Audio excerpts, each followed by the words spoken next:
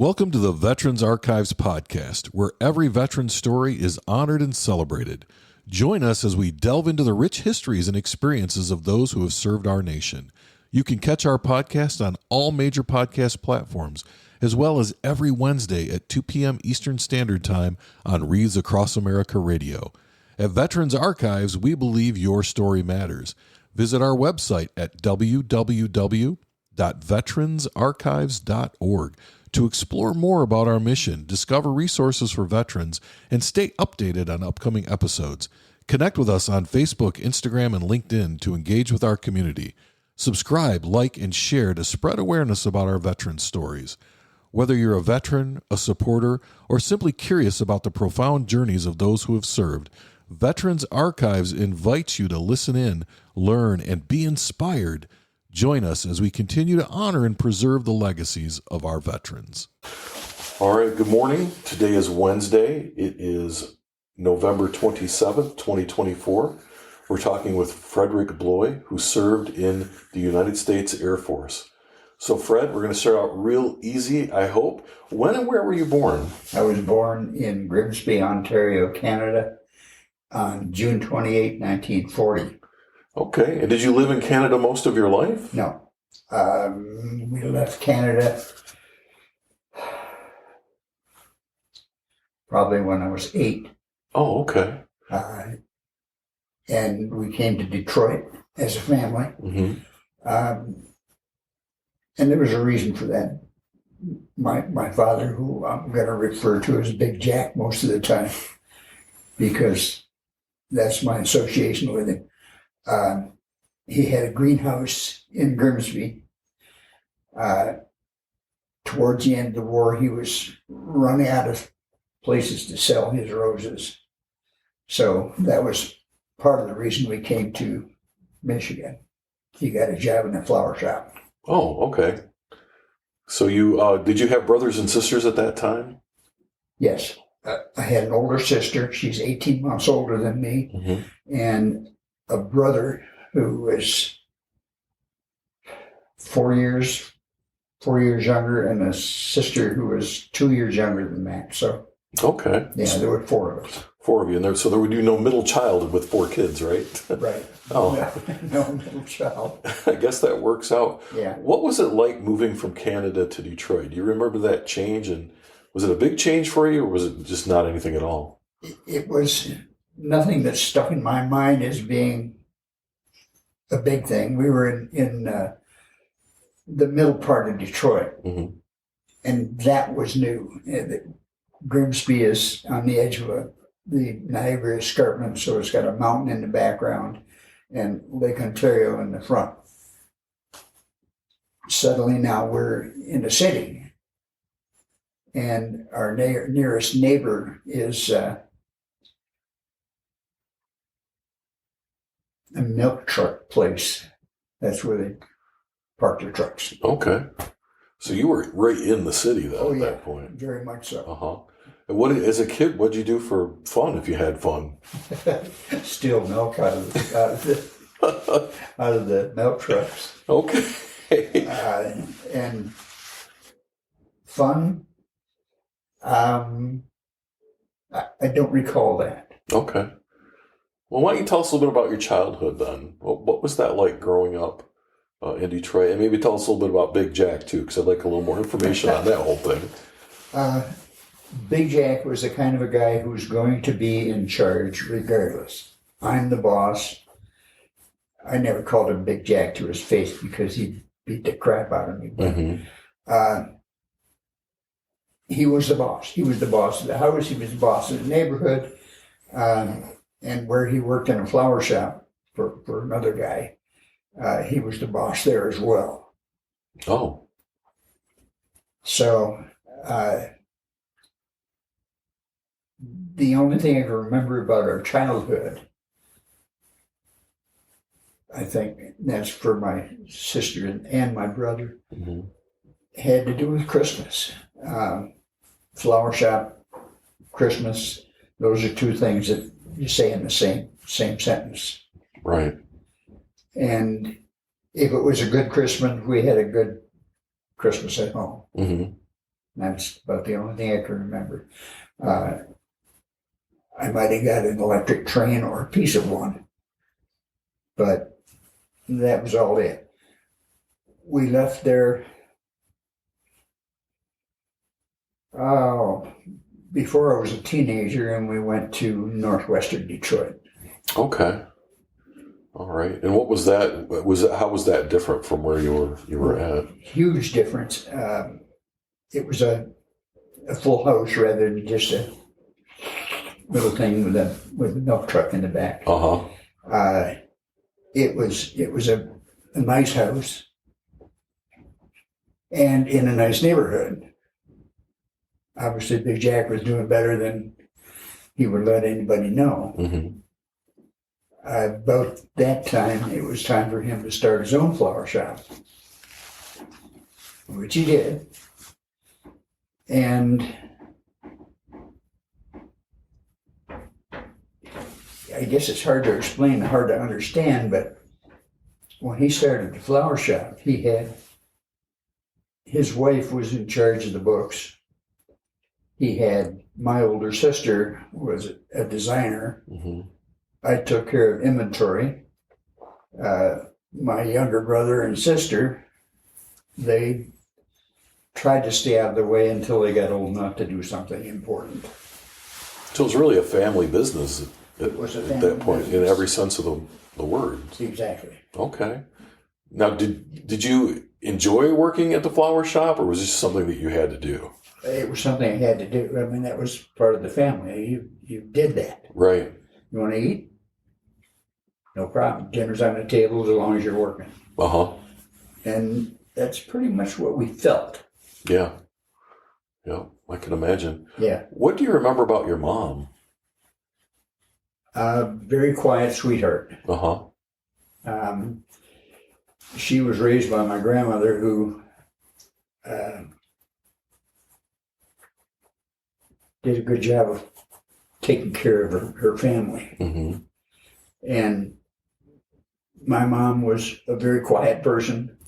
She was able to keep everything under control except Big Jack. Right. And that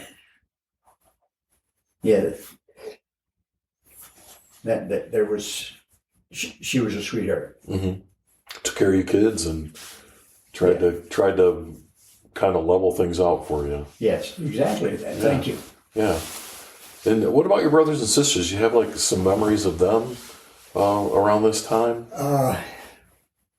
My older sister, my memories of her didn't start until later on, but it was a sister. She stayed on that side of the house. My brother and I got along really well. Mm-hmm. When we could, we would take off together, maybe on our bikes or something like that.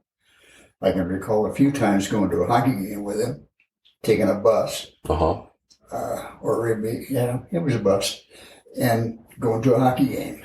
That was our thing. Was that kind of exciting to just kind of get away and go do that? Yeah, very, very much so. Yeah. Very much so. The younger one, Linda, I don't think we were ever very close. Mm-hmm. But we didn't have to be. She was young. Right. Yeah. Right. Yeah, I remember that with my own sister. Like, we were very close in age. So her and I did a lot of things together. My brother was a lot younger. Yeah. So he did whatever younger kids do. Was that Yeah. kind of the way it was? Yeah, pretty much. Okay. And then what about school? So you've moved a couple of times and you're working. Were you able to go to school? We went to school. Elementary school, we changed a couple of times. Mm-hmm. And it was just, you're just another class, that's all. And it was no big deal. Yeah. Going to high school was a little bit different because we had to take a city bus. We had to take a city bus to get to Cooley High, and it was a good long bus trip. Mm-hmm. And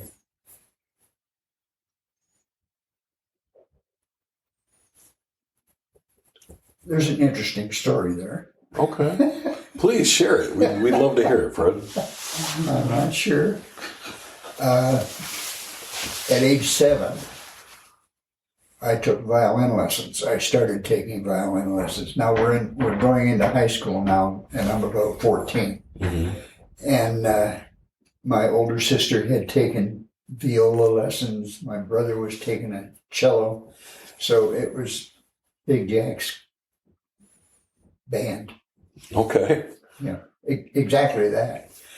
I enjoyed playing the violin. I did not enjoy carrying it to school on a city bus. Mm-hmm. And we had the class bully was with us on that bus. And every friggin' day, come on, Freddie, play the violin for us. Come on, Freddie, take it out and play the violin for us. We know you can play the violin, Freddie. Go ahead, play it. And that was daily. Well, it was 2 days a week because that's when I had lessons so I had to take the violin with me. After a while, I don't put up with crap like that very much. Mm-hmm. So after a while, I recall, and I've told this story so many times, I might have even got it wrong, but it was, come on, Freddie, play the violin.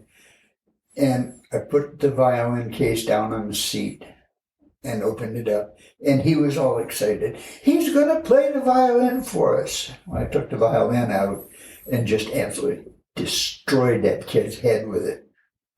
Oh, my gosh. Oh, yes, my gosh. I whipped him with it. And the bow, I slapped him back and forth with that. I put the remains back in the case, and he was crying on the floor. And I mean, he was the bully. Right. He shouldn't have been crying. Right. So he lost his face right there. I went to school with pieces of violin in my case, and I was told I had to go see I'm not sure if it was the Principal. Like the principal or the headmaster or whatever It would have been, no, we would have gone to groups A through G were. Oh, like the counseling There you center? go, that's it. Yeah, yeah. I had to go to see my counselor, Uh-huh. who said, Frederick, you're in trouble. And he said, you're going to go see the principal. Your dad is already in seeing the principal. So why don't you sit here for a few minutes until things cool down in the principal's office. Big Jack come out of the principal's office, nodded to me, and left the school. Didn't say a word. Got home that night, and things were calm in the house. No big deal. The principal, of course, told me I was in big trouble. Right. You don't do that. You don't beat kids with a violin. The next day after school, I got home, and there was a piano in the living room. She's laughing. Big Jack says, go ahead, beat somebody over the head with that. And from that point on, I was taking violin and piano lessons. Oh, well, I guess that's one way to get out of playing the violin. Huh? Yeah. I got to think, though, from what you're saying, though, Big Jack sort of appreciated the fact you didn't take a bunch of crap from that kid. He never indicated that. Uh-huh. But I think you're right. I absolutely think you're right. Yeah. Because he didn't force the issue at all on my end of it. Right. So how did you like playing the piano? Oh yeah, very much. Oh, good. Yeah. I played piano for a total of about 4 years. Okay. And then I went in the military. Mm-hmm. So you made it through high school. I assume you didn't beat anyone over the head with your next instrument, so you were okay there. True enough. And I Yes. had gained some stature, Yeah. I suppose. Um, People talked to me that didn't talk before, maybe because I had put scars on the bully's head, but whatever. Well, what's the old adage? If you get in a fight, you pick out the biggest guy possible and punch him right in the mouth, and then hope for the best, right? Yeah, I don't know if that was part of my thinking. I know that I had a good way to get rid of the violin Right. And take care of a bully, all and like take care of a bully all at once. two birds with one stone. Yeah. So you make it through high school. Did you play any sports or anything in high school? No, You worked on cars. I'm not a sports kind of a guy at all. The first week or so in school, in high school, we changed clothes. We got on shorts and a t-shirt, and we went out into the gym. And the gym instructor said, "Okay, climb that rope." And I took a look at that rope, and I said, I don't know if I'm going to do that or not. And he had a number of things. The rope sticks in my head. Yeah. He had a number of things that we were supposed to do. One of them was run around the track and in a group and try and be the leader of the group. Mm-hmm. And that didn't work real well either. So that week, I transferred from gymnasium to ROTC. Okay. And for the 4 years of high school, I was in ROTC Mm-hmm. successfully. Yes. No rope climbing there? No rope climbing, no. And if anybody was going to say climb a rope, it was me telling the rest of the group to climb a rope. Right. Right. Well, so did you have any other hobbies, like working on cars or things like that when you were in high school? Exactly, yeah. We had one thing that Big Jack and I got along well with was his Model A Fords. Uh-huh. He was restoring one. And the only time we really got along was if he was on one side of the car and I was on the other, and we might talk under the hood or something like that. But we worked on his car. Mm-hmm. Further on, maybe when I was a senior, he needed more pieces than he could buy, so he bought another Model A. And that was my car. Mm-hmm. And he would take pieces off my car and put them on his car. And that worked out really well. For him. Yeah, well, actually, for both of us, because I didn't have to be on the other side of the car talking to him. Oh, that's true. My car had fender wells for the spare tire. Uh-huh. And his didn't, then it did. And my car had a trunk in the back. I'm thinking it did. Mm-hmm. And it was gone. Now I had a spare tire in the back. Oh. So did you get your car running, though, even though the pieces were disappearing? Well, my car I ran all the time. Oh, okay. That was my daily driver. Uh-huh. And the people at school thought that was aces. That was really cool, that I would have something other than a 57 Chevy. Right. Which everybody had. Which, right. exactly. Everybody had that. Yeah. But, and it had a name. We all called it Granny. Uh-huh. And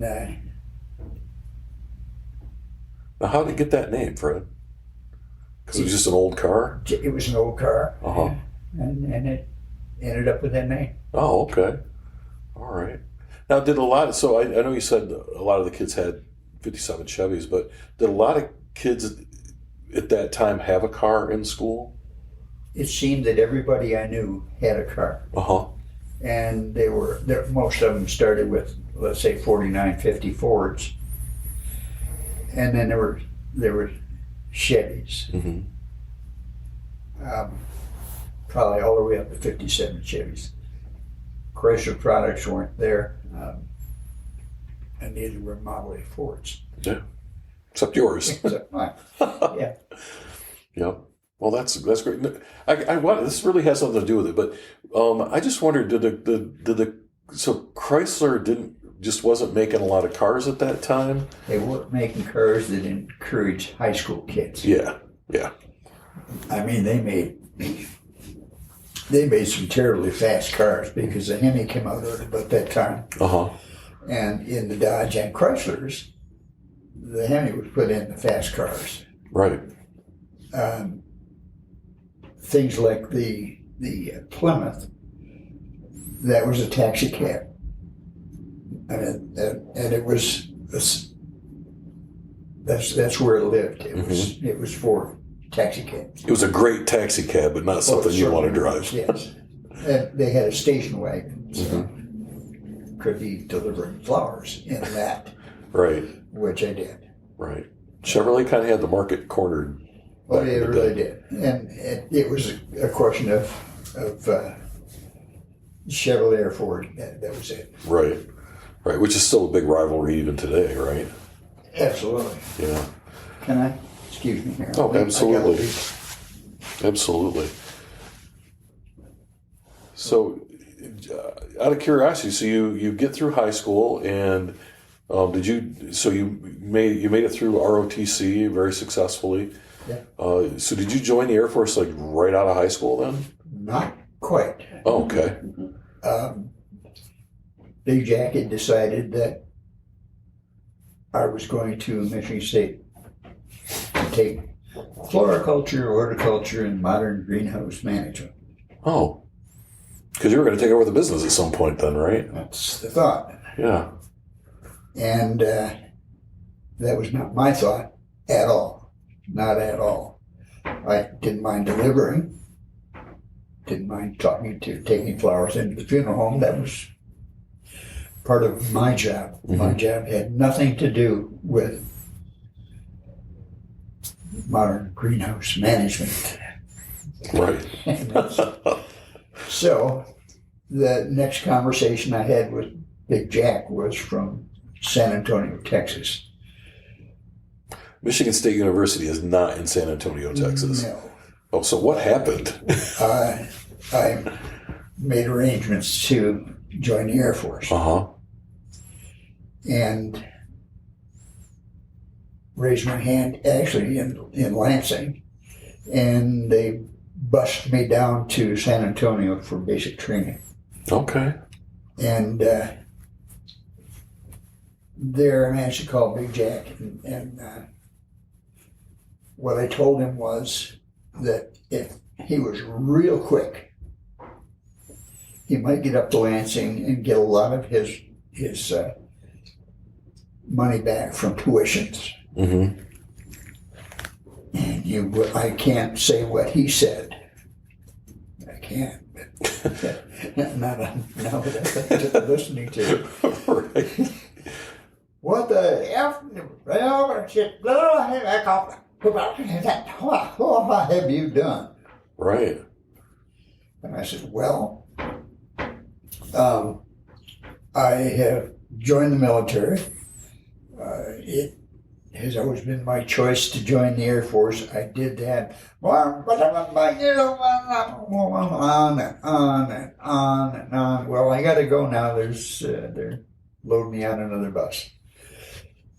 And I don't think we talked for a good number of years after that. I feel like Big Jack wasn't used to people saying no or doing their own thing. Not even in a little bit. How'd that feel to be able to do that? Powerful. Yeah? Yeah. Well, and I felt like I was trained to do that. ROTC did a lot for me. It taught me who's going to be in charge. And it wasn't going to be Big Jack. Yeah. You can go on through my entire life that way. But that was where we were. And the Air Force did a couple of wonderful things for me right then. We had our choice. We took tests, and depending on what you did on the test, you were able to choose your workforce or your school, what you wanted to do. Right. and you had the opportunity to write down your choice. And I wanted to be in demolition. Seemed reasonable to me. Yeah, why not? Yeah, that's what I wanted to be. And I got to go to demolition school. Well, I want to back up just a little bit. What was it like those first few days at boot camp or basic training? What was that like for you? I mean, you kind of on this high from like making your own decisions, and now you're at basic training. What was that like? How was that different from your life before? It actually, I didn't have a problem with it at all. For one thing, my ROTC got me a stripe on my sleeve that nobody else in my squadron got. So it gave me a bunk at the front of the barracks, Mm-hmm. and I could talk with Sergeant Anderson if he was there. So it's a different dynamic for you than it was for other people. It was, yeah. Yeah. And it was decided that I wouldn't put that stripe on my sleeve until after I graduated because it just wouldn't look good to the rest of the guys. Right. So you have a stripe on your sleeve and a target on your back, right? Pretty much. Yeah. No one wants that. No. All right. So you wanted to go into demolition, Yeah. and you put that as like your preference, and you ended up going to demolition school. Now, I will tell you, a lot of veterans that I talk to, including myself, we put our top 3 things on the list, and we got number 4. So you were very fortunate to get what you wanted. Not an awful lot of people wanted that. And when I was all through with basic training and in 2 sections, off to demolition school. It was in Indian Head, Maryland. And it was a good school. So what was that school like for you? It was interesting because the demolition school taught everybody around the world. There were people from England, there were people from France, there were people from Italy. They all speak English, but they were all taking the same course as I was, for the same reason I was. And at the end, see you later. I'm going back to the Air Force. You're going to go wherever the hell you are. Right. Yeah. Right. And so how long were you, do you remember how long you were there for that school? It was about 7 months. Okay. Yeah. And so if I'm doing my math right, you came into the Air Force right between Korea and Vietnam, or am I? Yeah. Yeah, so you were kind of in that in between. And I was disappointed when Korea quit. Yeah. Yeah, I hate to say that, but I was. Well, no, I mean, a lot of people join the military because they want to serve in that capacity. Yeah. I get it. Completely get it.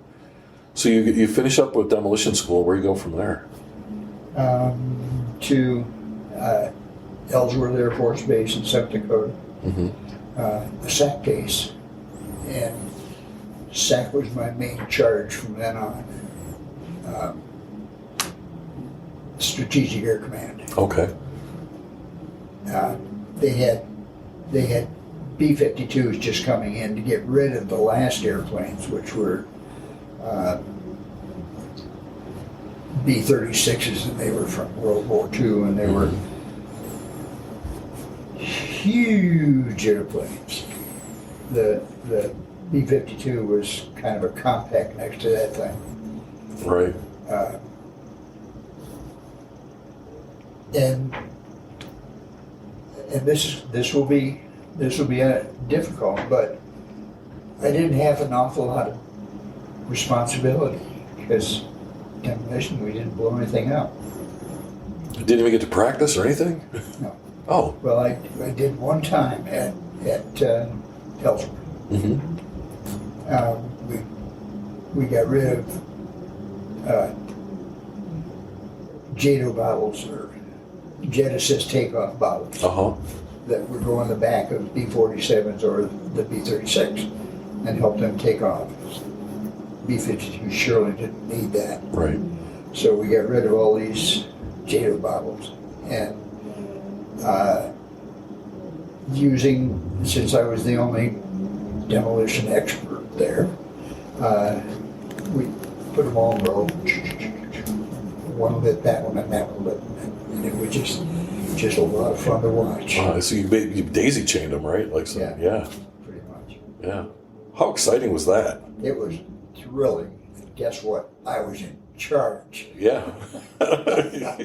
You made that happen. You bet. That must have felt great. It did. It was all good. Then we're into the Air Force now. Shall I continue with the Air Force? Absolutely, yeah. Oh, good. Absolutely. From that on, not an awful lot happened Uh-huh.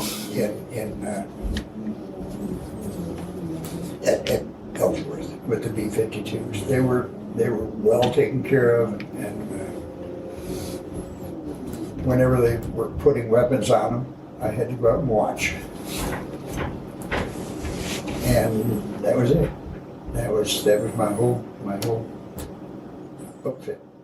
What was it like seeing that? So this is a brand new bomber coming in. What was that like to kind of see that shiny new object get When brought we saw in? that first one land, Uh-huh. it was unbelievable to see that thing coming in from miles and miles away, and hitting the runway and doing it right. Mm-hmm. And it was just an incredible. Like you said, it's a brand new, nice, shiny object. Yeah. What a privilege to be able to see something like that. Yeah, and it was. Mm-hmm. The squadron that I was assigned to were in charge of the bombs that went in it. And they had no idea how to do that, so it was a question of training them to put bombs in it, and then the crews to fly with these things in it. Mm-hmm. Now, they do a lot of training missions out of there to get people... They did, all the time. Yeah. Ellsworth was one of the first with a lot of B-52s, Mm-hmm. and other air bases around, SAC bases that had either B-47s or B-36s, were being informed of what the B-52 is going to be like, and that our guys, not the ammo guys, but the flight crews would take these things into various Air Force bases, Mm-hmm. show them off. Yeah. Why not? Yeah, exactly. So how long were you in the Air Force then total? How many years did you 9 serve? years. 9 years. Okay. So this is really your first assignment. It was. Okay. And then where did you go from there? To Texas.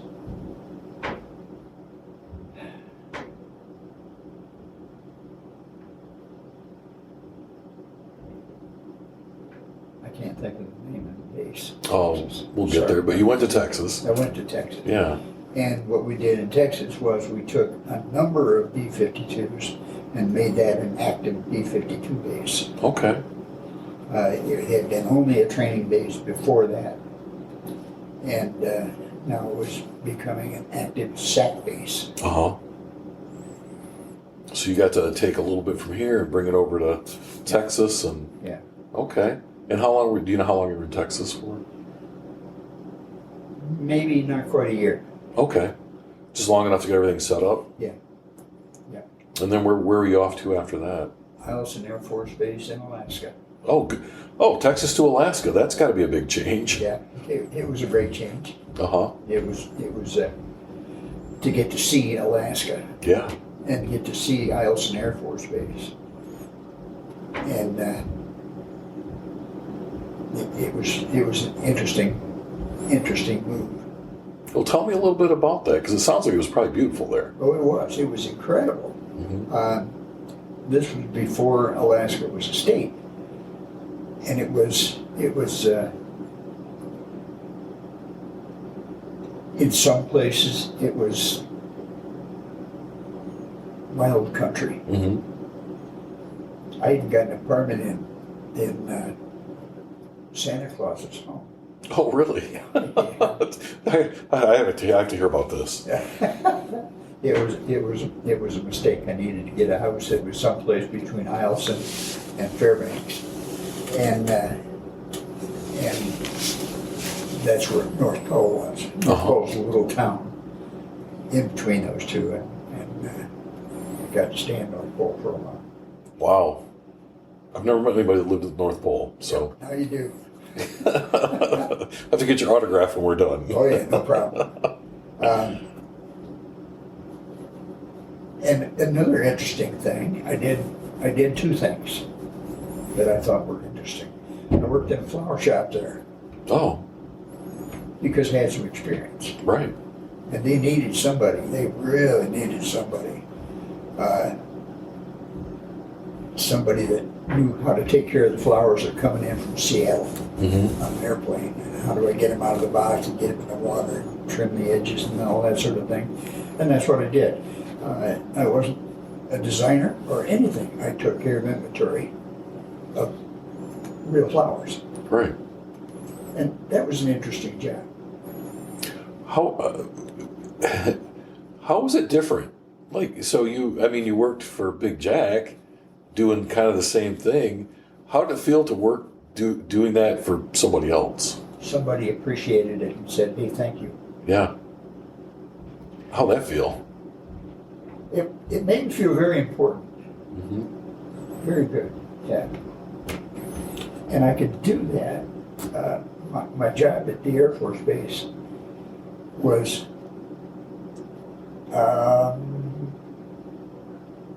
only when the B-47s that were there came in on reflux. They came from southern states and things like that. They flew in, touched down, went to the fuel dump, and then they filled up. Well, we had to watch that get done. Didn't want them to blow things up. Right. So, I guess myself, there might have been three other demolition people there.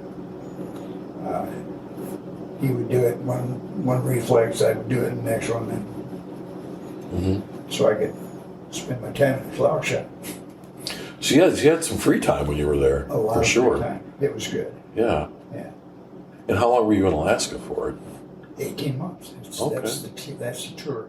So So it sounds like at your time in the Air Force, it was a lot of turnover. Then you went from place to place. I did. Yeah. Well, so other than working in the flower shop, like, what's one of your favorite memories of Alaska? Because people watch it, so people will hear this and people will watch it. People watching it, when you said you went to Alaska, your face kind of lit up. Like, that was really kind of a great place for you. It was. It was very good. I managed to buy a car. Uh-huh. An old Nash. But, It's a great car. oh yeah. It's a So we great made, car. me and the guys that were associated with me, Mm-hmm. we'd load in the car and go for trips around. They'd want to go hunting, and wasn't interested in hunting too much, but I'd go with them because there were places in the car to put their rifles and stuff. Right. Well, there's something interesting about, because I've done this before, when you go with people who are hunting and you see it from a different point of view than a hunter sees it. Yeah, And it's a really great experience. yeah, I think, anyway. yeah. I wasn't interested in shooting anything, Yeah. especially caribou, which is what and occasionally a moose. They would shoot caribou because they're easy to carry back to the base and that, but Mhm. nothing bigger, nothing smaller. Yeah. And they got a major kick out of it. I got a caribou, take it to the dining hall, and they would take care of them there. and feed the troops with it. Yeah. They must have appreciated that, I would think. Yeah. Yeah. Yeah. So what a great deal. You drive them out there, you get to see the wilderness, and you get a great meal afterwards. Yeah. Yeah.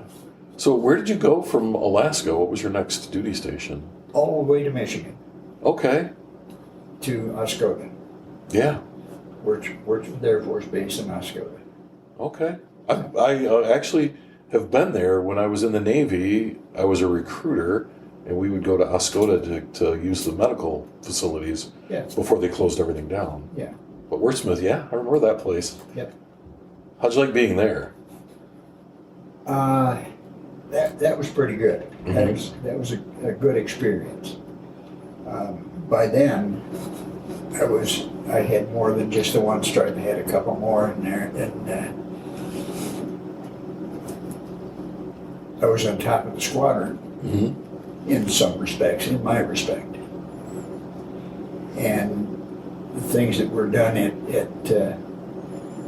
Wurtsmith were very good for me. I knew where the ammunition dump was, and I knew where everything like that was. And the bombs that we put on the airplanes, they were stored in the same place. Okay. And so were you kind of doing the same thing there, just overseeing the loading and Yes. fueling and that kind of thing? Yeah.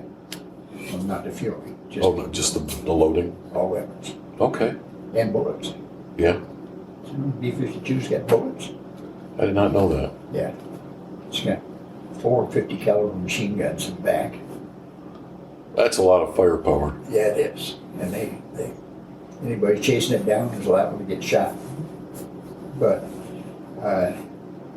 as the B-52 grew bigger or older, the weapons stayed there, but the gunner was back up front with the rest of the staff. He didn't like being in the back.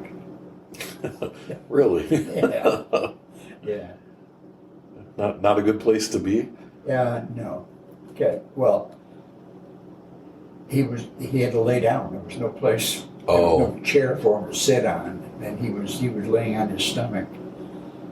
And if anybody wanted to chase him down, he had the ability then to steer the gun from back there. When they moved him up front, they were able to put a lot more bullets back in that back area. And he would see through a screen what he might be shooting at. Oh, so he no longer had to manually move that gun around. He could do it from up front. Yeah. Yeah. Yeah. Everything changes, doesn't it? Oh, it all grows up. It does. Yeah. It does. And so how long were you at Wurtsmith? Another 18 months then there? No, the rest of my tour actually, with an exception. Okay. Did you do anything outside of the military while you were at Wurtsmith? Like, I know in Alaska you were working in a flower shop, but did you have anything else you did there, or you just sort of did your job? I painted signs and drew pictures, and that was about it. Okay. And just for me only. I might put signs in the window of a restaurant saying that, copying down their menu and that sort of thing. Okay. Just for fun. So you had some artistic talent then, sounds like. It was developing. Uh-huh. It was developing there. Okay. And then you said you were there for the rest of your tour with like one exception. What was that? I got an invitation to go to Southeast Asia. Oh. And what'd you do there?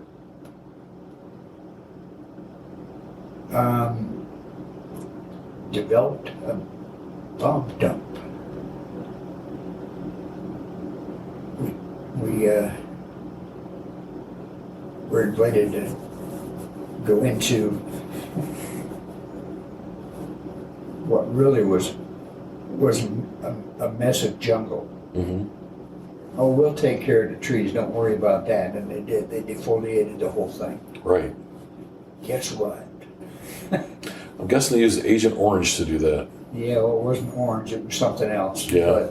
But 12 of my guys are dead. Oh my gosh. And it was pretty nasty, but we didn't know it was nasty. Right. All we knew was that the trees are gone, and all the weeds in the jungle's gone. Now you can see our fence. So did they pass away fairly soon after that, or No, years later? afterwards, quite a ways afterwards. Okay. So you kept in touch with people once you got out? Only accidentally. Uh-huh. There were a couple of them that I met on motorcycle runs that my son and I were doing through the woods of Michigan. And they would tell me, "Oh, did you hear about?" And one by one, they're all gone. Yeah. Yep. We're losing a lot of our veterans due to the including chemical. the base commander, who was a good friend of mine. Uh-huh. I'm sorry to hear that. Yeah. So I don't mean to jump around, but I just kind of wanted to ask that question. So how long did they have you in Southeast Asia putting this together? Probably 18 months. Okay.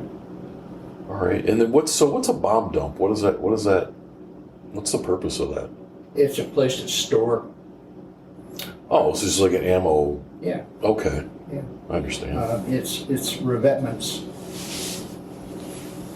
walled with dirt that you do with it.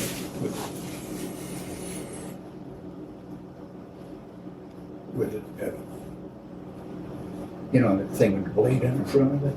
Oh yeah. And we had a row of 500 pound, 750 pounds, Uh-huh. and whatever in there. The other ammo would be in a revetment with a roof over it and steel doors in the front. And that's where the bullets would be for the weapons that people on base would need. Mm-hmm.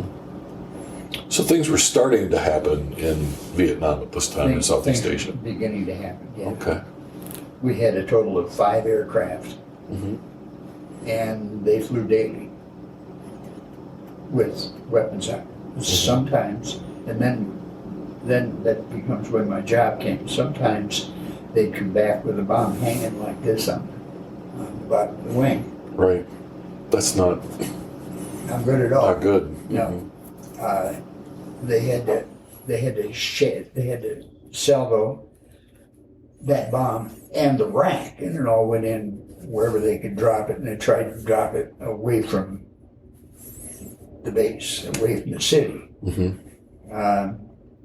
And we had to get there before the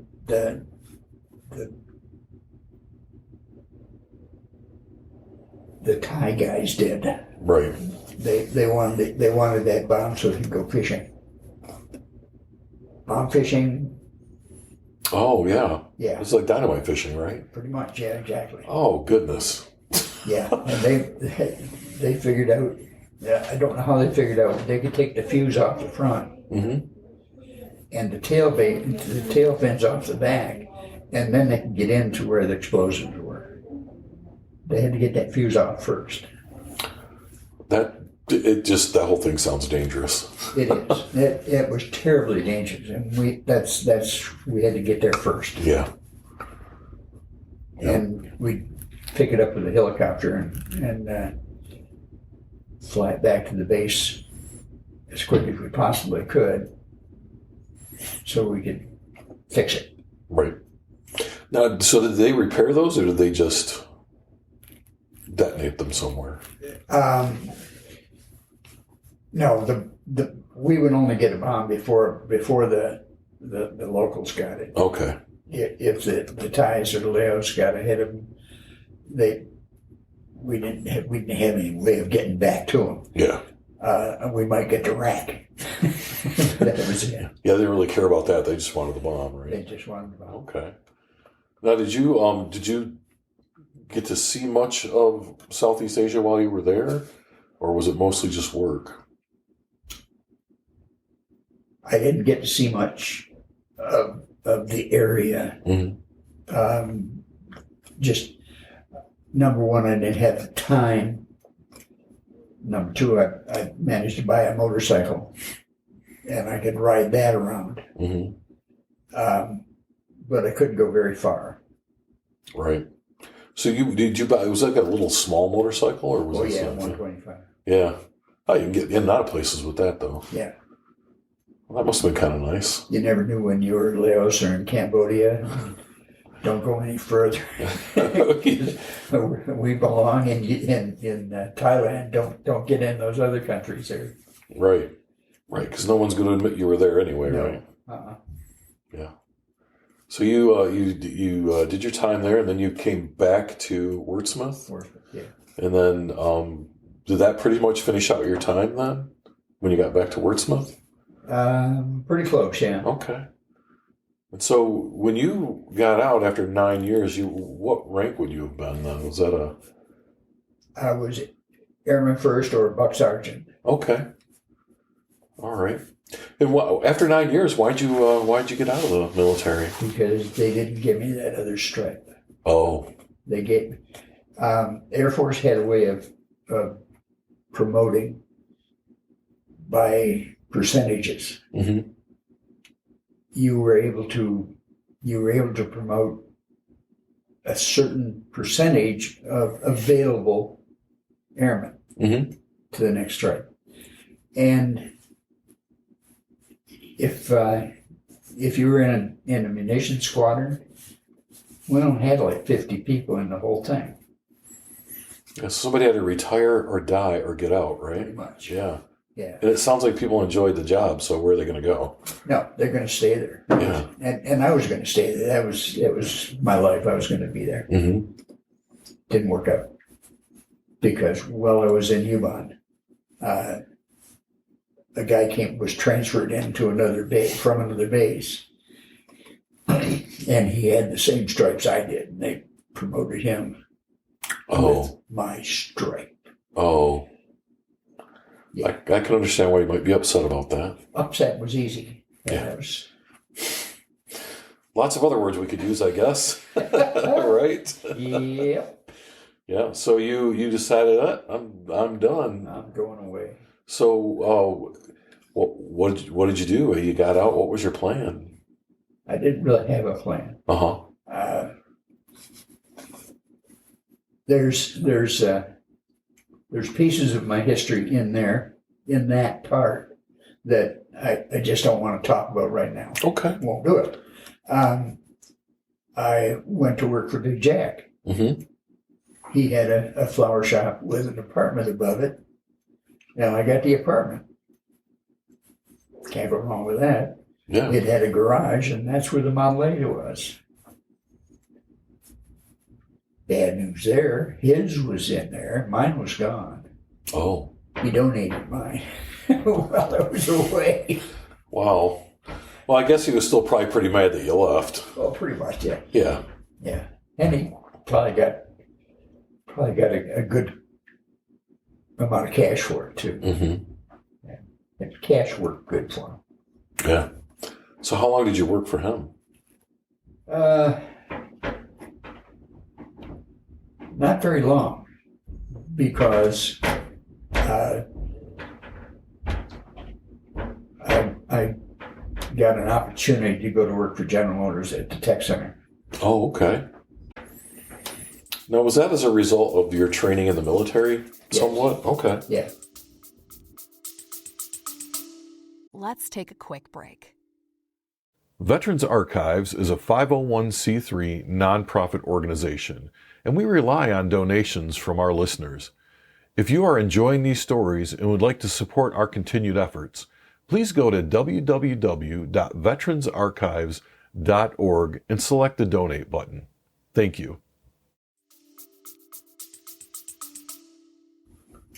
Yeah, and would you believe my job was to write letters? We had engineers sitting at drawing boards, and they would make changes to the fender, the hood, whatever, make changes to the vehicle that they were working on, and explain that in their words to me. I would write a letter that the people that are going to get a copy of those blueprints could understand. So you translated their engineer talk into something Yeah. regular guys could Pretty understand. much. That was my job. Okay. There were three of us. Uh-huh. There was a really old grump who was in charge of it, and there was myself and another guy that wrote letters. And I think we had 18 girls that worked in the reproduction group. Mm-hmm. And I would take my letter along with the work order and the old drawing in there and give them to one of the girls, and they would make copies and ship them out. Sounds like you got pretty busy then.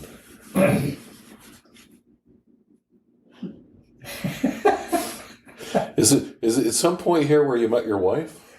Exactly. Okay. Was she one of those gals that was? Yep. All right. I have to hear this story. Yeah. Well, I would take the drawings in, and my letter and the paperwork. Uh-huh. Do it right. Put it on the counter, and she would snub me. She would snub me Right. and give it to somebody else to do. She wouldn't recognize me or anything. We worked from 6 o'clock till 2 o'clock in the morning. That was our shift. Mm-hmm. Someplace in the middle of that was a lunch hour. And the lunch hour was upstairs on the third floor. And of course, the elevators were all shut down. Yeah. The stairs. The girls would go up first in sections. Mm-hmm. And then my buddy and I would go up at once. And this herd of girls rounded a stairway coming down in front of us. And I said, oh my God, that's the one. That's it. That's the girl I'm going to spend my life with. So you pretty much knew right away. I did. I don't think she did, though. He said, you mean short skirts? Yep. That was her, That was her nickname? yeah, Short skirts? short skirts. Because she wore short skirts. Yep. Oh, it's right about that time in history, right? You got it. Absolutely. It was a beautiful time in our history. Perfect for me. Yes, Yeah. I can only imagine. So you knew right away, I did. and she wanted nothing to do with you. No, it was probably 2 months before she would even acknowledge me. Uh-huh. And that was it was coming on Christmas time then. And General Motors then and still lays everybody off at Christmas time. Yep. Just the way it is. And our group got laid off. And instead of going 3 stories up to the lunchroom, we went to a little local bar and got a sandwich and a beer there at lunchtime.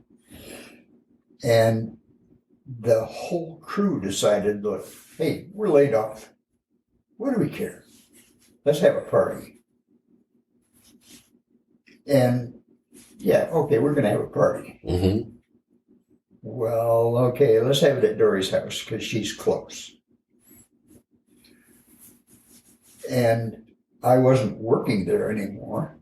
I was working for another engineering firm. I was the guy on the drawing board making the pictures rather than the guy writing the letter. Right. And I worked during the day, so at lunchtime I meet these people there. And it was decided that I would take Dory and we would get all the stuff for the party, the beer and the potato chips and pop, whatever. And the party would be at her house after.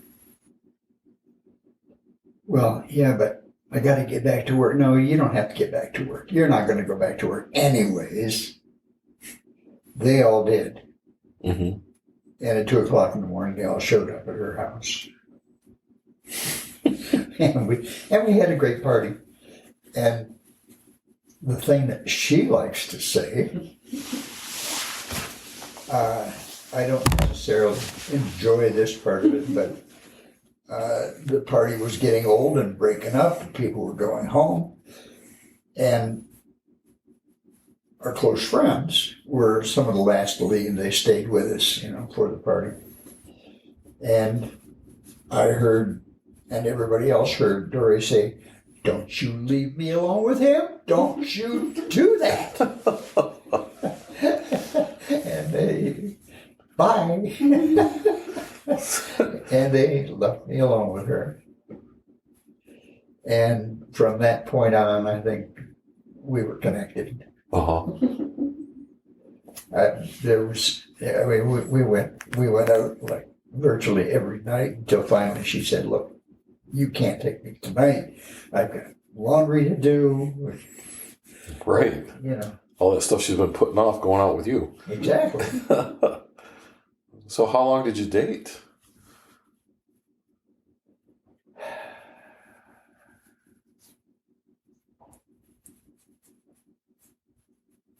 Oh, a year. Okay.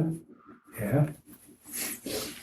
And we made the rounds of the places that played guitar and sang folk songs.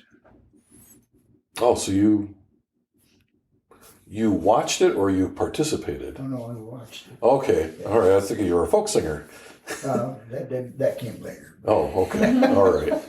All right. Yeah, we went to the Poison Apple, which was downtown Detroit, off of Jefferson, and it was in the basement of an old brick building. Wow. Must have been a great time. It was awesome, just awesome. So at some point after that year-long dating, you decided to get married? I think I decided. And then I had to decide, get her to decide as well. But right. Sounds like there's a lot of convincing going on in this relationship. That's kind of my life. Yeah. So you asked her to marry you? I did. And at some point she finally said yes? Actually, she didn't argue very much. Oh. All right. We went to the jeweler and bought her ring together. Oh, that's nice. Yeah. It's nice. And did you get married fairly soon after that?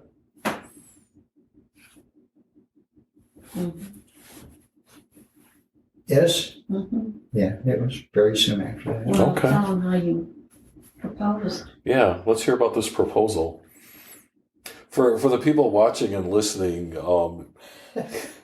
Dory's just off to the left here of me, so she's kind of helping fill in some of the story and maybe keeping Fred honest here.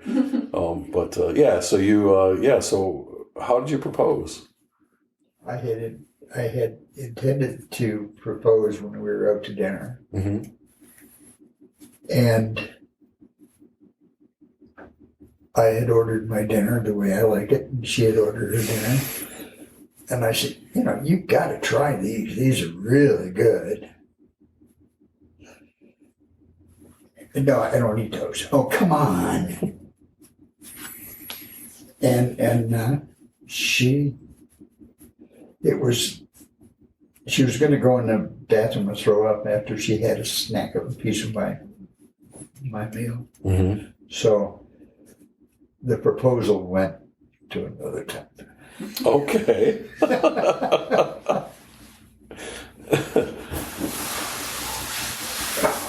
And do you remember when that was? No, I don't. Oh, when we did taxes? Oh, yeah. So the romantic doing the taxes, you decided to propose that. Yeah. Okay. I saw how much money she had coming in. Right. That's not true. And it was about time then, right? Our friends were coming over. You had already told them that I was going to propose. Yeah, I had spent the day in a junkyard, which I enjoyed doing, getting pieces for the cars and stuff like that. Yeah. And my friend was there, and they were him and his then wife were going to come over and afterwards. And I said, well, I'm going to propose to her, so you can help us celebrate. It was the day that we were working on our, I helping you with your. Yeah. She is the tax person in the house. But Mm-hmm. So we were doing taxes. yeah. So it was in February. And our friends walked in the front door and instead of keeping it quiet, what did she say? Oh no. Oh no. Oh yeah. Cat's out of the bag now. Yeah, there it And then is. he looked at me as well. It was not a very romantic situation. Makes for a great story though, doesn't it? Oh yeah. Until then, he had been quite the person to give me flowers and to be sweet. But he asked me that day when we were doing taxes. So finally, you asked her to marry you, and then you got married a while later, or Not pretty a long while later. Uh-huh. We got married in August. Yeah. Okay. So you proposed in February, got married in August, and then so throughout your how long have you been married now? Then 56 years. okay, 50. Right? I think so. I don't know. Or 57. Yeah, 56, 57 years, and how many children do you have? We have 2 daughters and a son. Okay. And that's one of the reasons we're here, because the 2 girls, one is 12 miles that way, or 12 minutes that way, and the other's 9 minutes that way. So, Which is nice, close to family. yeah. So tell me, when your first child was born, was that your daughter or your son? Our first child was our daughter, Okay. All right. And what's her name? Marnie Marnie? Moose. So she married someone named, No, oh, you call her I Moose. called her Edith. Moose. Oh, okay. I thought you were telling me her name was Marty Moose. So what's the story behind calling her Moose? In the hospital, I spent all day in the hospital waiting for Dory to provide a baby. Okay. And the doctor had already broken his elbow trying to get things done right. It was not a good day for anyone in that hospital. And I sat, in those days, you sat in a waiting room. Right. The guys didn't go back, right? No, You we sat in waited. a waiting room about this big. And people would come in, and the nurse would come in and announce a name, and, oh yeah, that's me. Out they go. Mm-hmm. And here I'm sitting, waiting for Dory to produce a girl. And other guys are coming and going, right? Oh yeah. Yeah, and you're just sitting there. constantly. So back at the viewing room where you could stand, look through the glass windows, and you see all these babies in there. Mm-hmm. And all the babies that were in there were little tiny things, except for one. And one was a good sized baby. And this guy asked me, well, which one is yours? And I said, mine is the moose that's over there. Oh. And it's still there. Oh, that name stuck, huh? Yeah. Just with him. He's the only one who gets it. Yeah, I get away with it. Nobody else does. Uh-huh. Our oldest What? daughter, he married me with my daughter. You were a teen. Yeah. She had a daughter. Oh, okay. So she was our oldest. so how old was she when you got married? 4, 5? 5. Yeah.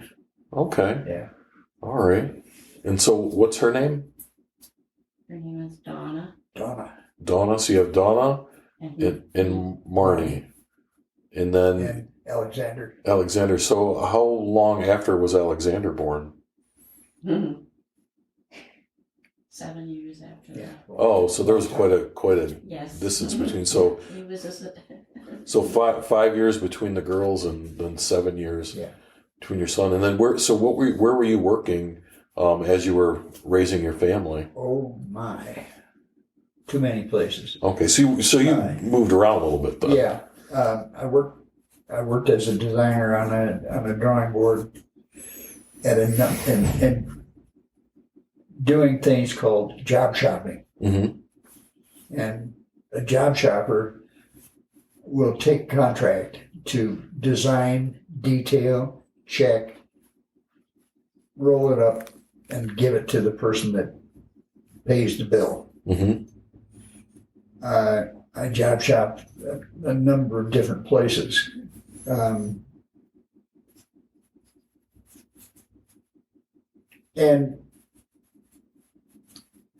that's what I was doing. Mm-hmm.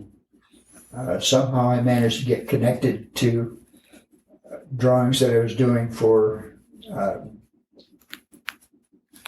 the guys that make the bowling alleys and things over in the far side of the state. Yeah, over like in Grand Rapids area? Yeah, let's go a little further than that. Like Muskegon? Yeah, probably. Okay. So, but the west side of the state then? Oh, yeah, far over to the west side. Yeah, okay. And that all started. We need a machine. Uh-huh. Frederick, I know you can do this. We need a machine that can take a bowling pin off a rack, put it into a machine that puts plastic all over it, and then take it out and stack it in another rack. And I said, well, it's a picking place.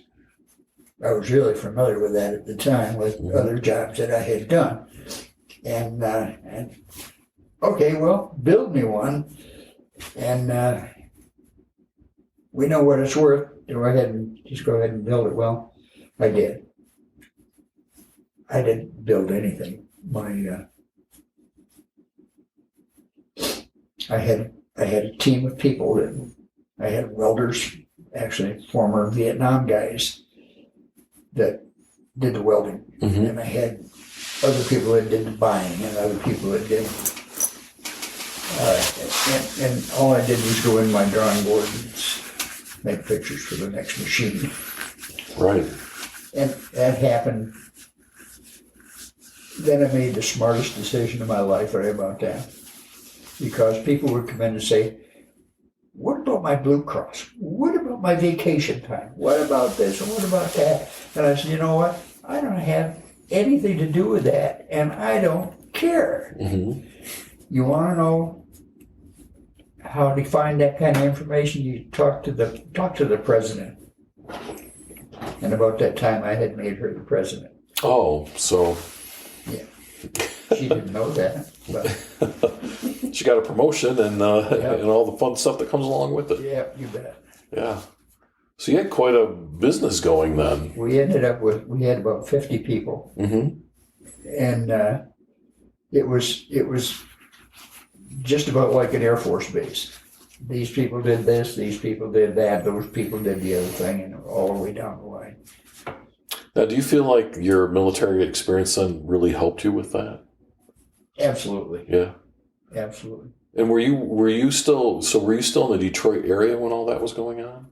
It was here in Howell. Oh, in Howell. Okay. Yeah. So you had moved to Howell with your family. Yeah. Okay.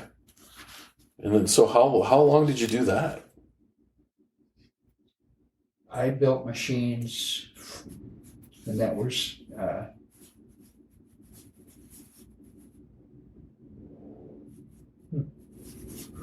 5-6 years. Okay. Something like that. Until Mitsubishi bought my biggest customer. And they had their own automation person. They didn't need me at all. So right. When I'm finished with that machine, I'm finished with that customer. Mm-hmm. And it was not a good time right then. Would this have been like the mid-70s then, or early 80s? Yeah. Yeah, that was mid to late 70s. Yeah, that was a tough time to not have work. Yeah, it was. So I got a job at General Motors in Flint. Mm-hmm. And turns out the guy I was reporting to was a friend of mine from high school. And of course, he sat in an office and we waved at one another. It was our job to export General Motors products. Mm-hmm. I was in charge of Buick and Cadillac. And exporting cars that big, it was a little difficult. I can only imagine. Yeah. But they all wanted them right. Mm-hmm. Most of them were taking a Cadillac four-door and making a limousine out of it, or using it as a limousine to pick people up at the hotel, driving to the airport. And they were driving on, in a lot of cases, on the wrong side of the road. So, okay, Fred, what does it take to make a right-hand drive Cadillac? My proposal was it will take 2 cars, 1 technician, and 3 months. Mm-hmm. And at that time, I'll have a right-hand drive Cadillac. At the end of 3 months, I actually had a right-hand drive Cadillac. And when you finish a project, you write a report, put it in a folder, with the cover on the top, and you give it to Mr. Rogers, and I'll never forget his name. Mr. Rogers was the general manager of the General Motors engineering office. Mm-hmm. And I had my documents all prepared, and the car was sitting outside, shined and cleaned, and I went around and put a document at each of the places that where his engineers were going to sit. Mm-hmm. He came in and he had sat at the very head of the table and looked at that, and he said, "I am not going to sit here and listen to another report of a right-hand drive, any effing thing." Slammed it down. And the guy that I had been working with on this said, "You better get your books, Fred." So I did. Picked up all the books, went out of the room, met him in the hallway, and I said, "Well, I'm done here. What do we do now?" And he said, "Well, what do you want to do?" I said, "Well, I'm going to go home and talk to Dory about it for one thing, because I'm out of work." And we had been, between us, we had been talking to people overseas in Malaysia, Thailand, not so much Vietnam at that time, but the islands in the South Pacific. Yeah. England, Ireland, Scotland, they're all right-hand drive countries. Mm-hmm. And 2 of the northern countries, right-hand drive. And we've been talking to those people about the fact that we're building a right-hand drive Cadillac, and someday you can have one. Mm-hmm. Well, now they wanted one. And so we were in the right-hand drive business. So did you convert left to right? Yep. Wow. Yep. That's no small undertaking, is it? No, it's not. Yeah. It's very worthwhile. Mm-hmm. My personal car was the Cadillac that I had done. I was going to ask what happened to that one-off Cadillac. I kept that. Oh, you still have that car? No, I don't. Oh, No, they came and got it and burned it. that's too bad. I was upset about that too. Oh, But yeah, we had a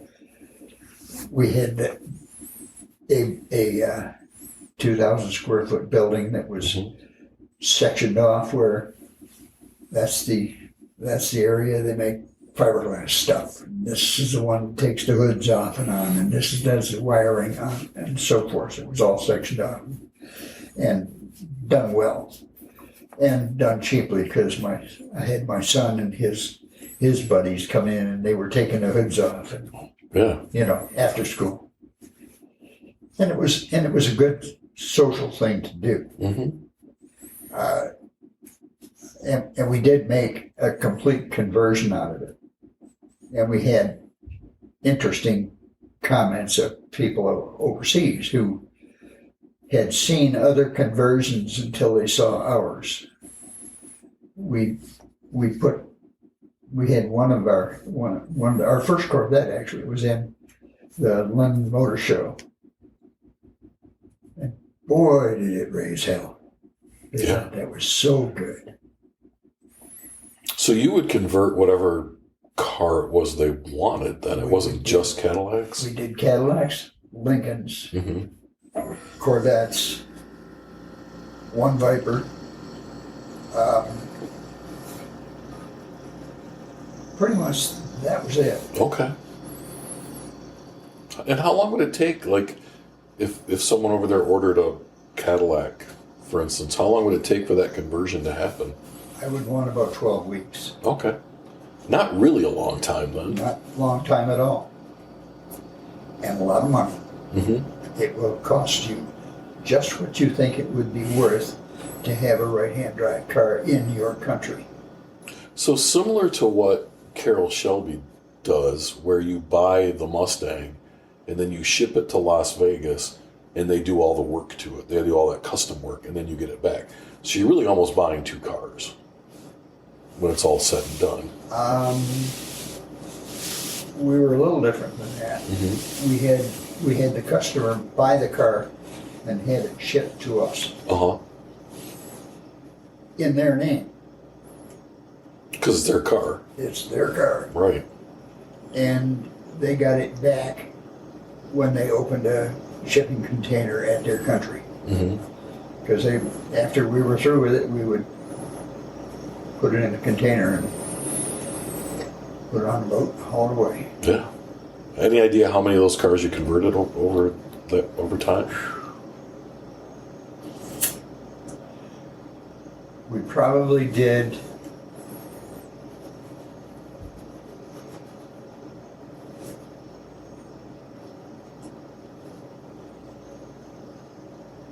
that company's name was Panther. At Panther, we probably did 40 or 50 cars Mm-hmm.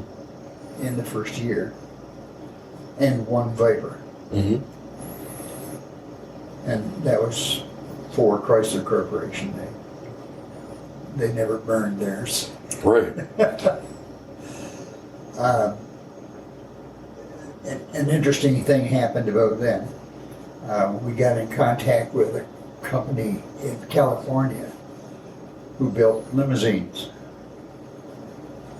long ones, Mm-hmm. the formal limousines. And they were going to all these same countries too, and they were having difficulty getting their cars registered because they didn't have the steering wheel on the right side. Yeah. So we want you to make our cars right-hand drive. So they paid to have us move me and my dog to Arkansas where their manufacturing plant was. Uh-huh. And we set up a right-hand drive operation there. And I stayed there for a while. It was good. We lived there for a while. And so was that the last, did you retire from that work or did you go on to do something else once you were? Yeah, no, that was about it for manufacturing things, Yeah. making things, and even designing things. Then I managed to come back to Howell, and I was working for my son-in-law as a car salesman. Mm-hmm. And I thought that was magnificent. Because all I'd have to do is show them the car. If they liked it, sell it to them. Right. You talk to people, and Yeah, if they buy a car, they buy a car. yeah. How long did you do that?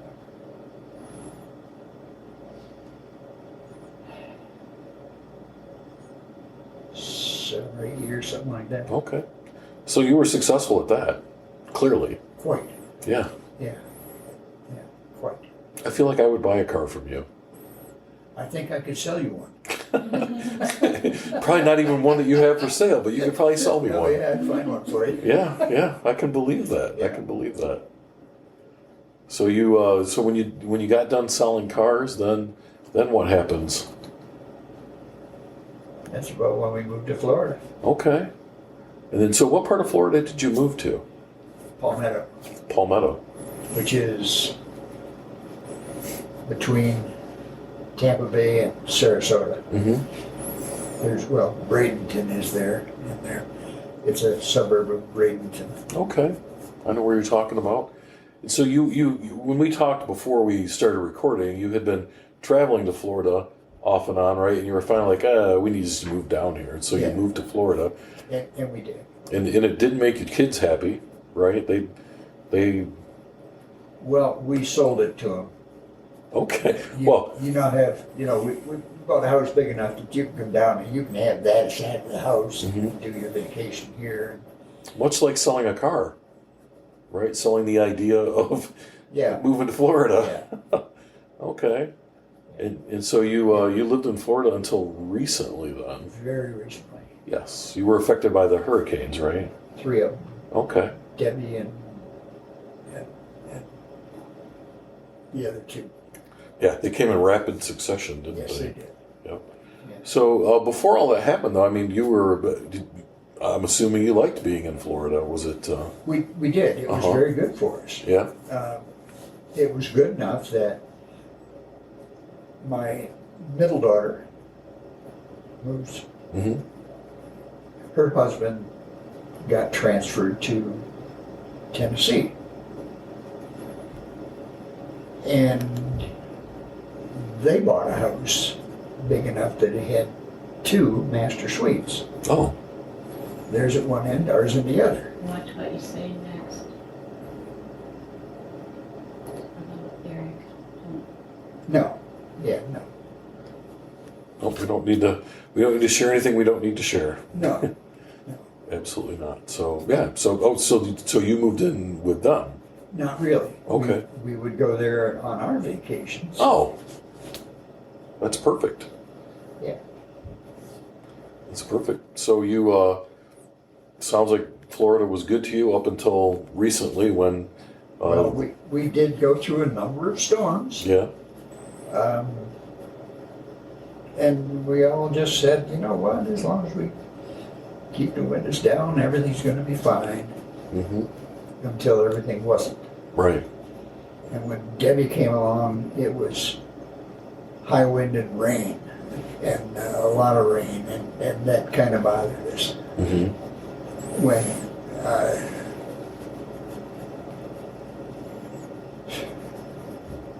the next big storm came, that one bothered us. I had pictures of our house with water line at about 4 feet, Yeah. and everything we had was soaked. Or blown away. And what? Or blown away. Or blown away. Right. It's amazing how a storm can come through and just take everything. And it did. Yeah. We had every car on the street, everybody lived on the street that had a car in the driveway. The cars were scrapped. Yeah. And fortunately ours was not. I don't know why, but somebody was caring for us at that time. Yeah. Absolutely. We had, when what was the first one's name?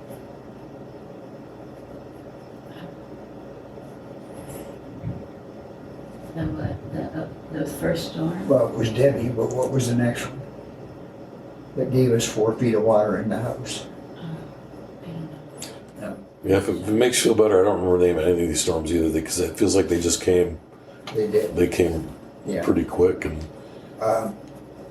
what we did was we had every relative that was available and every friend of ours, and we went to the house with 4 feet of water, and we opened the door and just rushed out.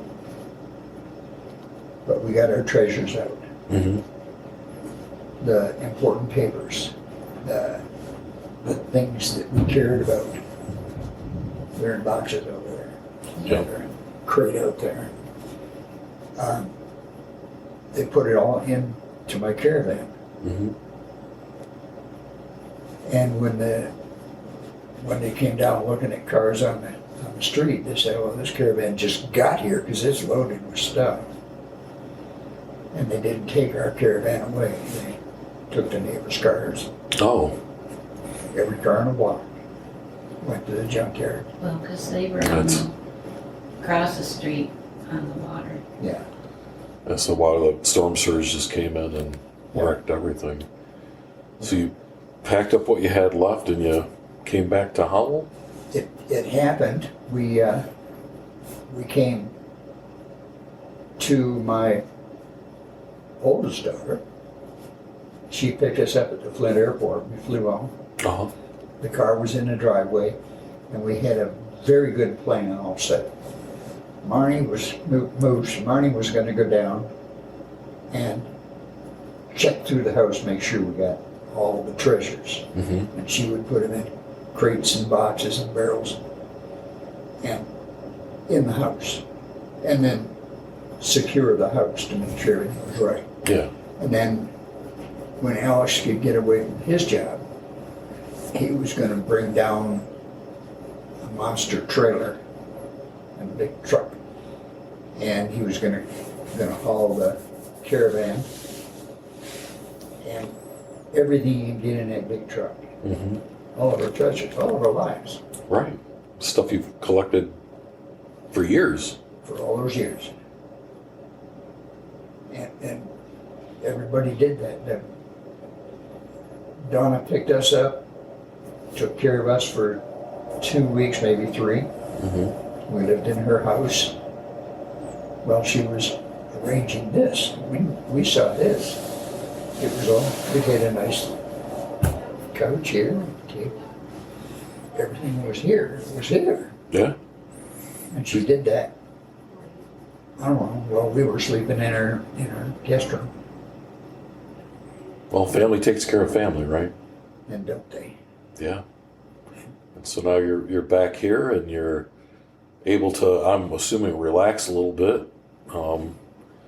Relax more than we're used to. Yeah. Do you find it hard to relax sometimes? We do. Like you feel like should be something going on? Yeah, I should be building something or Yeah. designing something or drawing something. Right. Yeah. Well, you've led a very interesting life, and you've done a lot of things. I'm always amazed when I sit down and talk with people when I hear the things that they've done. But this has been really, truly interesting and amazing, and something I'm not going to forget. Well, see, I built all that for you. Yes, you did. That's true. That's true. I know where to come if I ever need a right-hand drive Corvette. Yeah. But yeah, so we had people in Thailand and Malaysia, specifically those 2 countries, telling us that we can get right-hand drive built right here. And I said, how were they doing that? And they explained to me that they would take the steering column from the left-hand side, whack it off with a saw, and take the steering wheel over there and build something to put it on, sticking out of the floor, and have a bicycle chain from here to here. And as they turned the wheel, the front wheels would turn. And if they ever hit a bump, they'd crash the car. And they had terrible history of cars busting up after they did. Oh, yeah. Well, you have to do it the right way. Yeah. And mine were the right way. Yeah. What a legacy. I mean, some of those cars are probably still out there on the road. I'm sure they are. Yeah. And people still talk about it. Yeah, Not a lot of people get to have a legacy like that, that's true. you know? Even when we talk about bowling, I mean, the work you did there, I mean, that's still there. Yeah. And that'll be there for hundreds of years, And probably. we built a number of machines for Brunswick was the company. Yeah. We built a number of them over there that were now, rather than what they had before, they now had some nice machines that did the job. Mm-hmm. That's incredible. Yeah. So, as we kind of wind down our conversation today, I want to make sure we covered everything that you wanted to cover. But also, I want to ask one final question. So before I do that, is there anything we didn't talk about that you wanted to talk about today? Actually, we've probably talked about things that I haven't even thought about for years. Then I've done my job. You've done your job. I have done my job. You've done a good job. So I've got one last question for you. Okay. And I ask everyone the same question. We talk about your legacy and how, people are gonna know your work for years to come. But when someone's listening to this or watching this video long after you and I are both gone, what do you want them to take away from our conversation? But more specifically, what do you want people to take away from your life and the way you've lived it? I would like anybody that's paying attention to what we're doing today to get a smile out of it. Maybe they'll figure, well, yeah, if Frederick did it, I can do it. It doesn't take much more than Frederick to do what he did. And I could never have done what I did without a team. Never did anything alone. Had to have a team. Even selling cars, I had to have the cash man, the insurance man, the paperwork girls. It was all a team. Building a right-hand drive car, I had to have somebody that would make dead copy of the dashboard. Picture that. How do you make a copy of a dashboard when you've never done one before? And the same with the guy doing the wiring. We had wiring in a car is a bugger. Now I had a guy that was putting all that wiring over the right-hand side. Yeah.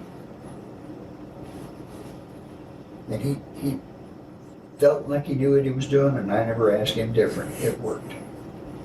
Right. It worked. It's part of building that team. Yeah. Yeah. And it's always been a team. Mm-hmm. And the 12 guys that I was with in Thailand,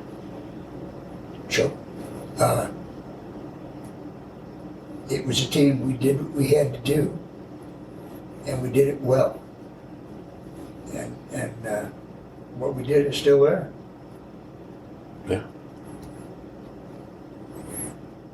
All right. Well, thank you for sharing all of that with us, and thank you for taking time out to do this with me today. I hope you understood or were entertained by what I said. I learned. Some of it was entertaining, and some of it was just plain learning, and I appreciate it. Thank you. Thank you for listening to the Veterans Archives podcast, where every veteran story is honored and celebrated. Join us as we explore the rich histories and experiences of those who have served our nation. You can catch our podcasts on all major podcast platforms, as well as every Wednesday at 2 p.m. Eastern Standard Time on Wreaths Across America Radio. At Veterans Archives, we believe your story matters. Visit our website at www.veteransarchives.org to discover more about our mission, access resources for veterans, and stay updated on upcoming episodes. Connect with us on Facebook, Instagram, and LinkedIn to engage with our community. Subscribe, like, and share to spread awareness about our veterans' stories.